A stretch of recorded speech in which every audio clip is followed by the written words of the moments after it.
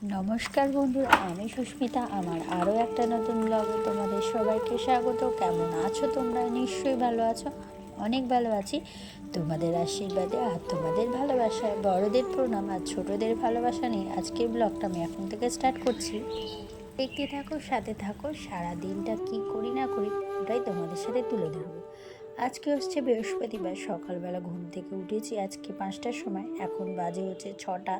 তো কলে জল চলে এসেছে আর এখানে জল তুলে নিচ্ছি, নিয়ে দৌড় করা একটু দৌড়বো, দিয়ে বাদ বাকি জলগুলো তুলবো। আর মোটামুটি এখন দেখো, আমাদের যেহেতু বাড়ির সামনেটাই একদম কলটা, সেই জন্য অসুবিধা হয় না। আর চলো, এখানে আমি দৌড় জলটা দিয়ে দিই।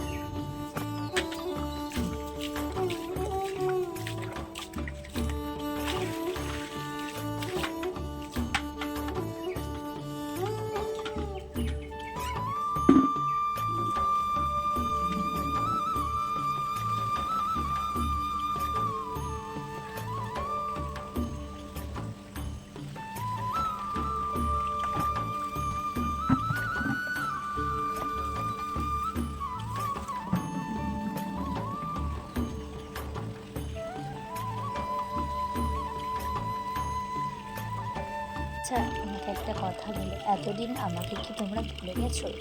নিশ্চয়ই ভুলিনি, ভয়। যাই হোক, এখানে আমি জলটা নিয়ে নিচ্ছি। আর এতদিন সত্যি কথা বলতে সংসারের একটু টুকিটাকি কাজের জন্য ব্যস্ত ছিলাম, আর আমার শরীরটাও ভালো ছিল না বেশ কয়েকদিন।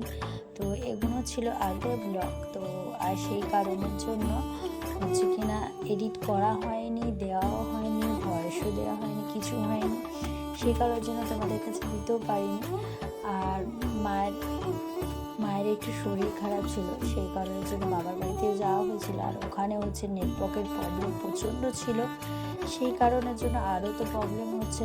তো চলো, এখানে আমি দেখো বিছনাগুলো গুছিয়ে নিচ্ছি। গুছিয়ে নিয়ে আর দেখো, সকালের দিকে আমাদের ঘরে প্রচণ্ড পরিমাণে রোদ্দুর পড়েছে।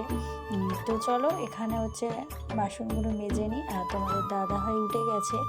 এখন যেহেতু বাবানের পরীক্ষা চলছে, সেই কারণের জন্য তোমাদের দাদাভাইও তাড়াতাড়ি উঠে পড়ে। কারণ যেই টাইমে পরীক্ষা দিতে যাওয়ার টাইম ছিল, সেই টাইমে হচ্ছে কিনা বলো দিনই একদম সকাল 9টা ওই 10-15তে ঢোকার এরকম ছিল, পরীক্ষা স্টার্ট হয়।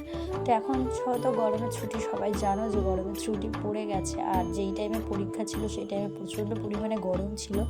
এখন বেশ কয়েকদিন বৃষ্টি হচ্ছে, সেই জন্য ওয়েদারটাও ঠান্ডা আছে। আর সবাই এখন ছুটির কাটাচ্ছ, ভালো করে ছুটি কাটাও। আবার তো জুলাইয়ের তো হয়তো 8-9 তারিখ করে খুলেই যাবে স্কুল। আমারও ছেলেরও স্কুল খুলে যাবে। তো সেই কারণের জন্য সবাই এখন ভালো করে আনন্দ করে নাও একটু। আর ওয়েদারটাও ঠান্ডা আছে, সবাই ভালোভাবে কাটাও ওয়েদারটাও। যাই হোক, জ্যৈষ্ঠ মাসে প্রচণ্ড পরিমাণে গরম থাকে, কিন্তু এবারে জ্যৈষ্ঠ মাসে একটা যে গরম খুব একটা বলবো না আছে, আবার খুব একটা বলবো না যে নেই। তো যাই হোক, এখানে কাজকর্ম আমি করে নিয়েছি, ঘরটাগুলো মুছে নিচ্ছি। মুছে নিয়ে তারপরে যাবো ছান আর পুজো করবো। তো ঘর মোছা হয়ে গেছে, আমার অবস্থা দেখো কি অবস্থা, পুরো ঘেমে চান হয়ে গেছি। সঙ্গে সঙ্গে কেউ ভাববে যে আমি সদ্য গায়ে জল ঢেলে এসেছি, এতে এরকম নয়। ঘর মুছলাম এখন, মুছে জাস্ট অবস্থা থাকে পুরো ঝরছে ঘাম উপর থেকে নিচে। আজকে এমনিতে গরমটা কম আছে, কিন্তু আমার অতিরিক্ত ঘাম হয়, অতিরিক্ত ঘাম হয়। বসে থাকলে পাখার হয় নর্মাল, ঠিক আছে, বাট যদি সরে যায় প্রচণ্ড ঘাম হয়। আর এই যে সব কিছু উপর থেকে হাঁটতে তবুও পাচ্ছি, কিন্তু এই যে ভারী ভুরি সিঁড়ি থেকে চালাতে পারছি না। সামনেই কাকিমার কাছে ফুল দিতে। তো এই কাকিমা আমাকে জিজ্ঞেস করছিল, বৌমা এতদিন বেরোয়নি কেন? কারণ হচ্ছে আমার দুটো আমসর দেবে কাকিমা। এত প্রবলেম হচ্ছিল, সেই কারণের জন্য সত্যি কথা বলতে আমি ঘর থেকে বেরোচ্ছি না, ঘরের মধ্যেই আছি। তোমাদের দাদাভাই সরকারি করে দিচ্ছিল, সেই কারণের জন্য খুব অসুবিধা হচ্ছিল। পায়ের যন্ত্রণা হচ্ছিল। আর তোমাকে কি বলবো, ভীষণ ভীষণ ভীষণ গাঁটের মধ্যে যন্ত্রণা হচ্ছিল। তো হয়তো খিল সরে গেছিলো। তো কাকিমা ওই নিয়েই আমাকে কথা বলছিল, জিজ্ঞেস করছিল যে বৌমা এতদিন ফুল নিতে কেন আসুনি, ঘর থেকে বেরোনি কেন? তো এইসব ব্যাপার নিয়েই কথা হচ্ছিল। তো চলো, আমার এখানে ফুল দেওয়া হয়ে গেলে আমি যাবো, পুজো করবো। হয়তো জানো যে বৃহস্পতিবার সংসারে কিন্তু অনেক চাপ।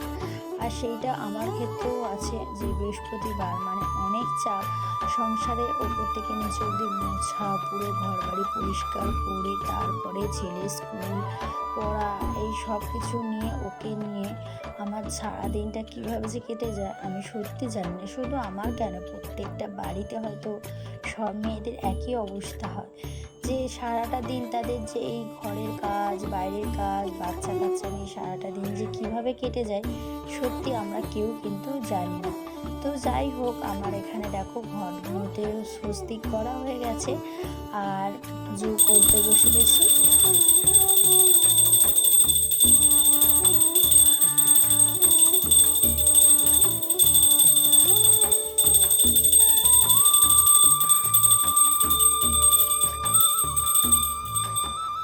আর এই দেখো এখানে হচ্ছে চিড়ে আর দই।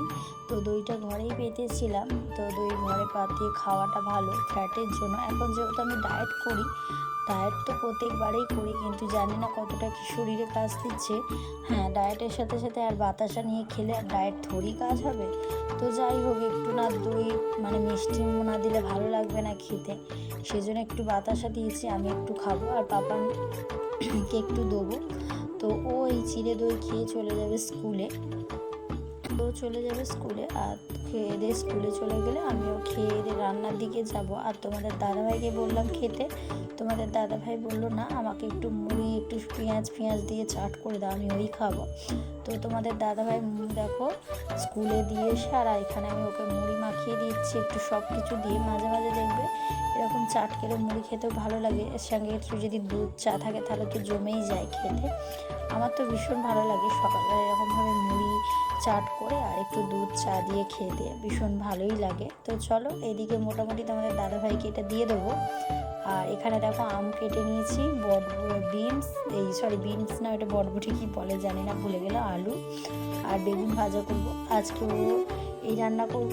আর হচ্ছে একটু মাছ আছে, ভোলা মাছ আছে, ওটা ফ্রিজ থেকে বার করবো। আর এখানে মুসুর ডাল নিয়ে নিয়েছি, মুসুর ডালের মধ্যে আমগুলো দিয়ে দিলাম। আমি টকের ডাল করব, গরমে টকের ডালটা খুব শরীরের জন্য খুব ভালো, গরমে টকটা খাওয়াটাই খুব ভালো। মানে কি বলবো, সত্যিকারের গরমে একটু টকের ডাল আর একটু আলু চকা হলে খাওয়া হয়ে যায়।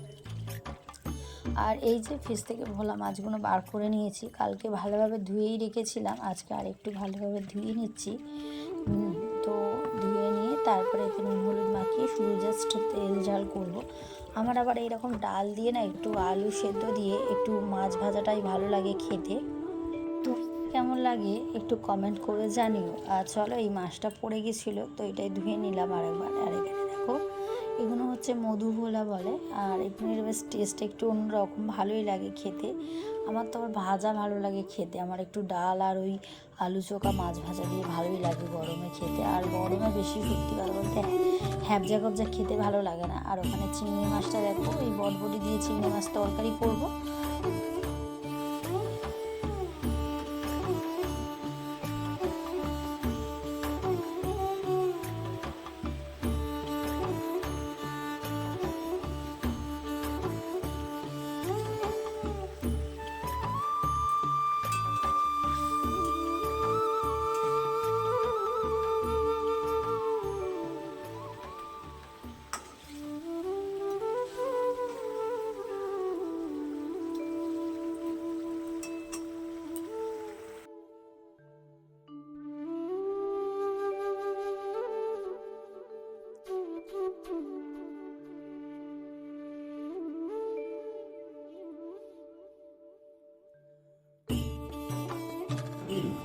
কোথায়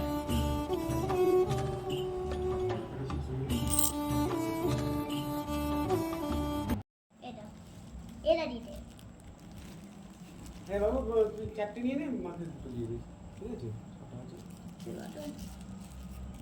কোনটা নিতে ঢালবো ঠিক করতে পারে না, সব রাখতে হবে, দুদিন রেখে দিতে হবে। আর পরীক্ষার সময় দুদিন রেখে দেওয়া মানে বুঝতে পারছিস,